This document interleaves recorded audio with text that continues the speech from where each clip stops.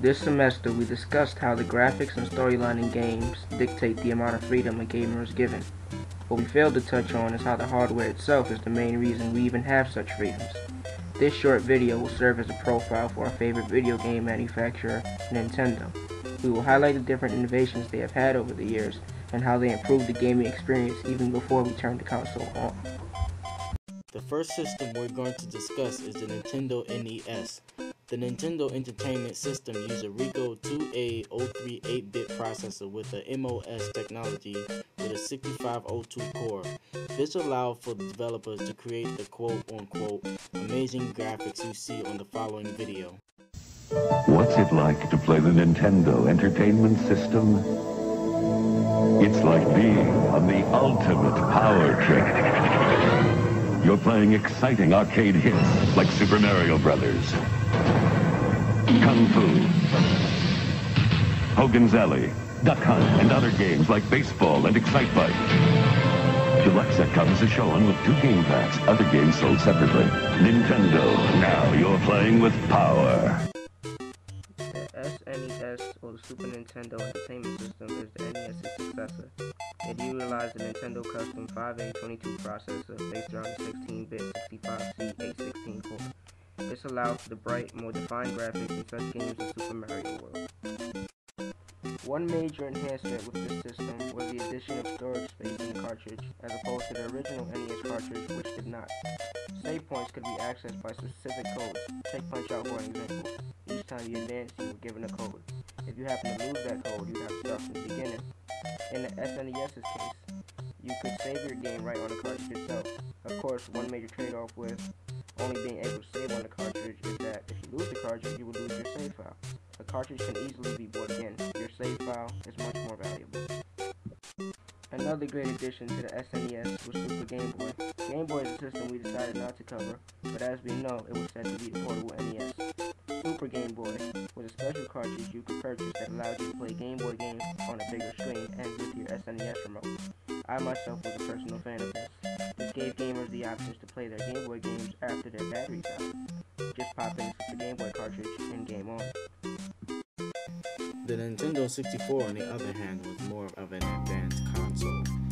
Although this 64-bit console was a disappointment because of its media format, it still gave gamers what they were looking for. The memory of the Nintendo 64 console surely has increased compared to its predecessor, the Super Nintendo Entertainment System. The memory itself consists of 4 megabytes of Rambus RD RAM, expandable to 8 megabytes with the expansion pack, with a 9-bit data bus at 500 MHz, providing the system with a 562.5 megabytes peak bandwidth. GameCube, on the other hand, features 2 ports that accommodate memory cards for saving game data. GameCube was the first Nintendo console to use an optical disc. The 3 official memory card sizes are 59 blocks, which is 4 megabytes, 251 blocks, which is 16 megabytes, and 1019 blocks, which is 64 megabytes.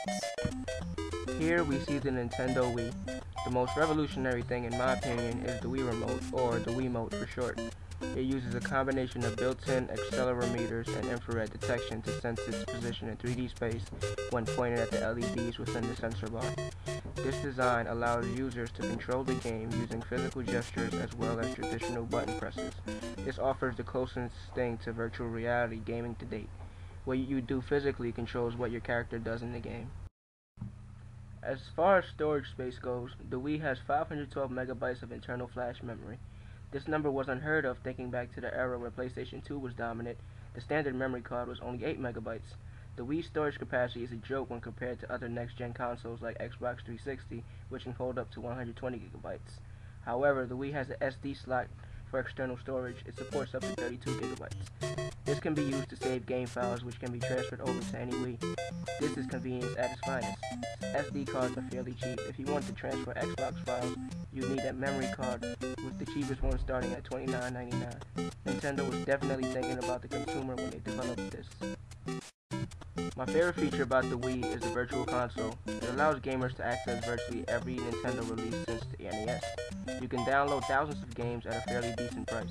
One cool feature is that you can save the game at any particular state. Normally games save by checkpoints.